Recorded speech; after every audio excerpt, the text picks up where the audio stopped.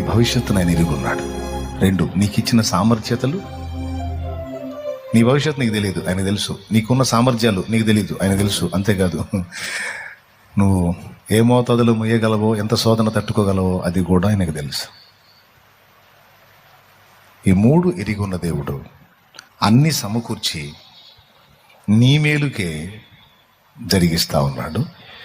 దాని రిజల్ట్ అనేది ఫ్యూచర్లో ఇంకా కొంతకాలంలో నువ్వు పొందుతావు, నేను పొందుతా. ఈ నమ్మిక గలవారమై ప్రభు వైపు చూస్తూ, ఎందుకంటే నీలో ఉన్నవి ఆయనే తీయాలి బయటికి, ఆయనే తీయాలి బయటికి, ఆయనే తీర్చిదిద్దాలి. ఆయన వైపు చూసినప్పుడే నా లైఫ్ ఇలాగా ధన్యమైంది. మీకు కూడా చెప్తున్నాను, అటే చూడండి.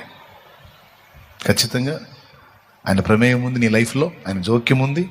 నీ జీవితంలో ఇప్పటివరకు ఎదురైనవన్నీ కూడా ఆయనకు తెలియకుండా జరగలేదు, మొత్తం తెలుసు, అన్నీ చూస్తున్నాడు. తప్పకుండా ఇవన్నీ కూడా నీకు ఫేవర్గా మారేటట్టు ఆయన చేయబోతున్నాడు. అందుకే రప్పిస్తాడు. ఓకే, అర్థమైంది కదా?